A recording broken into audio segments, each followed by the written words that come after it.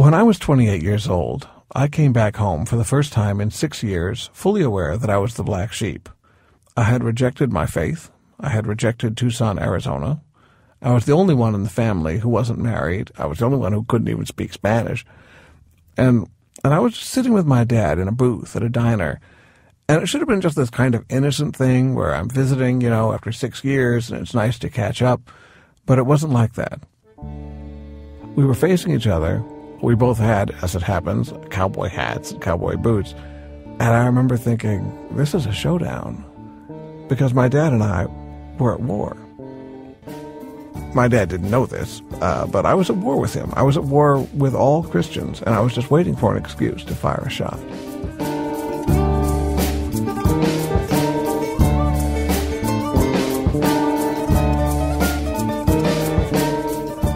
I'd been raised an evangelical Christian, conservative, Bible-believing Christian, and I loved it so much that I said, I'm going to be a pastor. I'm going to learn everything I can learn. And I went off and I majored in religious studies in college. And from my very first scholarly class in the history of the Bible, my faith began to crumble till there was nothing left. And I now had this game I could play where if you opened a Bible to any page, I could find 5 flaws in it. So I'd spent this entire time, not just with my dad, but certainly this particular evening, just waiting for a chance. Just mention the virgin birth just once, and I'll tell you it's a mistranslation from Isaiah. Just mention 2 Peter, and I can prove to you it's a 2nd century forgery. Say anything at all, please, about the Antichrist, Revelation, the end times, anything like that. And I have a screed set up that's so blistering it would make Billy Graham feel ridiculous. And I had all this ammunition, and I couldn't wait to use it. I was just looking for an excuse. It had sort of turned me into a jackass. Now, what my dad didn't know is that one of the reasons I was so excited is I actually was just coming off a victory. The previous night, I had argued my brother-in-law to a standstill. He had mentioned something about how proud he was about being a Christian because everything in the Bible was so scientifically accurate. And I went a little nuts, and I said, oh yeah, well, what about this thing? And there's this tiny little section, just one sentence in Exodus where the Israelites are fighting the Amorites or somebody. And God does a miracle where he makes the sun stand still for an entire day. In order to give the Israelites a chance to recover and give them more time to fight. And I told my brother-in-law, do you really believe this? Do you believe this actually happened? That God stopped the entire planet from rotating, stopped gravity, all the things that would have to happen for the sun to stand still? Is that the most sensible thing the most powerful being in the world can do? And my brother-in-law said, well, okay, that's weird, and I wish it weren't in there. But if I doubt that, where do I stop? And that, I knew, was as close as I was going to get to him saying, you're right and I'm wrong. I remember looking at the clock, and it was 5 a.m. I had argued this one point for 7 hours. And I realized, this is like my job. I just put in a full working day. Obviously, I was obsessed.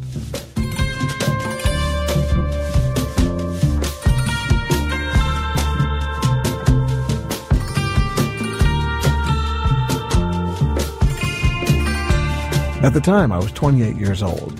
I was also a virgin, and I'd been a virgin because the Bible says so, because I thought Jesus wanted it that way.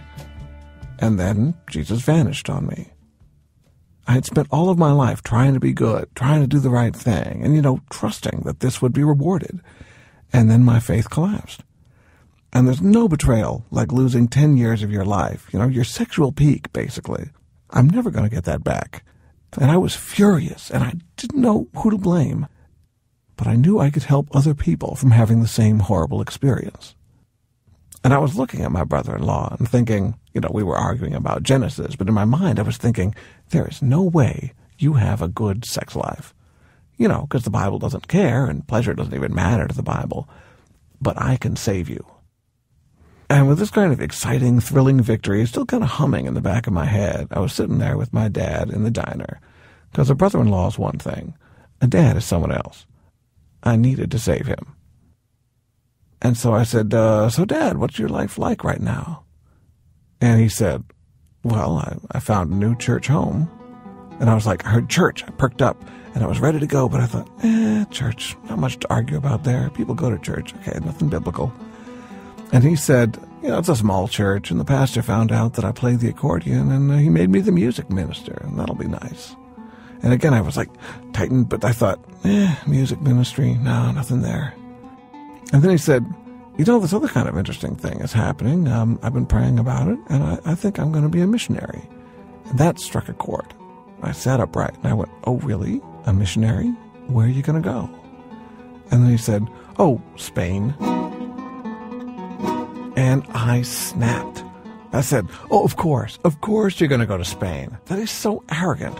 Only an evangelical Christian would say, oh, those poor benighted Spaniards need to learn about Jesus, I said, evangelical Christianity's away. The whole model of salvation that you guys preach wasn't even around till the 19th century. You claim to represent all of Christianity, and you're really just the tiny sliver at the end of the iceberg. And the model of salvation you're even selling is so weird. Conversion should be the response of the whole person to a call from God on a deep personal level. And evangelical Christians have turned it into this transaction, like a merchandise, like a try our God and your life will be better, say this prayer and now here's the merchandising table. It's just horrible. And Dad, I said, you're saving people? What are you saving them from? Hell, may I guess? Because let me point something else out to you. Hell is a mistranslation from the King James of 4 completely different words for the afterlife. Gehenna and Hades and Sheol and King James just kind of rounded them all up to hell. And the idea of eternal torture has no precedent in the Old Testament. It has never made any moral sense. And the second you believe in hell, you're undermining everything good, because a morality based in fear can only bring out the worst in people and never their best. And I just rambled on like this. And I knew, essentially, while I was doing this, I was also assaulting his dream. Saying everything he was excited about, that he was sharing with me, was misbegotten, was a bad idea, was morally corrupt. But all he had to do was admit I was right, and then we'd be okay. And I really didn't know what was going to happen now, because I'd just fired the first shot. And he just kind of quietly let me do my thing. And when I'd settled down and, gotten my piece out, he said, David, I'm really proud of everything you've done. And I'm really glad that you enjoy studying all these things and thinking all these thoughts. But I gotta tell you, before I became a Christian, I was miserable. I wanted to kill myself. I wanted to get a divorce from your mom. And I remembered suddenly, like I was 6 years old, and I was back in the car, and I remember driving in this station wagon with my dad from South Dakota to Tucson, because Dad had had a miserable life, had a nervous breakdown. He was rebuilding everything. And he was holding a cigarette out the window the whole ride down. I remember as a child, this had a strong impression on me. About halfway through the trip, he simply threw away all his cigarettes, never picked them up again. That was his conversion. That was the start of the change in his life. And my dad continued. He said, when I first went to Grace Chapel, which was the church where he had converted, he said, I thought those people were crazy. And when I was 8 years old, I had gone to Grace Chapel with him, and this was a charismatic church, the kind where people raise their hands and they speak in tongues and they anoint people with oil and they pray for miraculous healings, and people roll on the ground sometimes or dance. And my dad said, I was just staring at the stuff these people were doing, and I thought, this is crazy. But I could not ignore the love in that room and the care they had for each other. And I kept going back, and I kept going back. And I wanted it to make sense to me, and I wanted it. And finally one night I prayed, and I said, God, if I have to cut my own head off to be happy, I will do it. So I know you've gone to college, and you've learned all these things. But here's what I know, David. I followed Jesus, and the Lord gave me a family.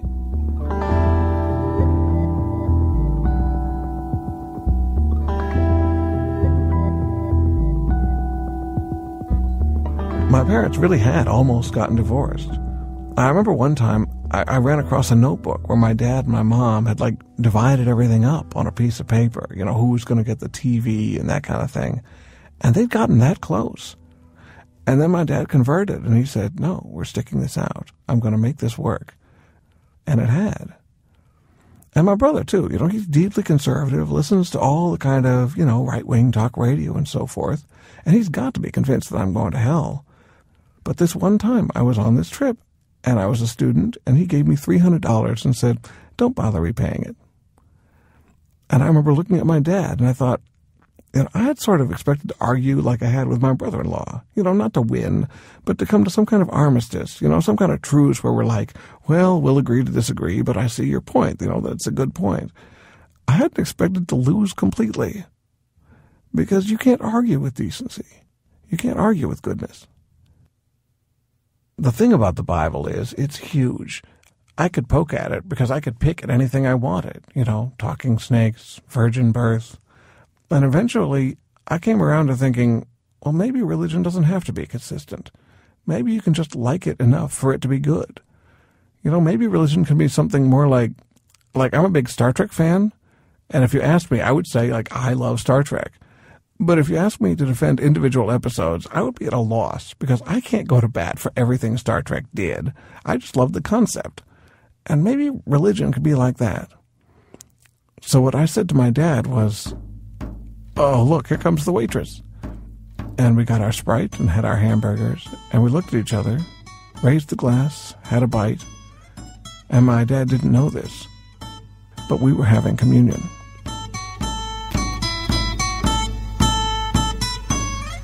Dave Dickerson. He's the author of a book of short stories like this one called House of Cards.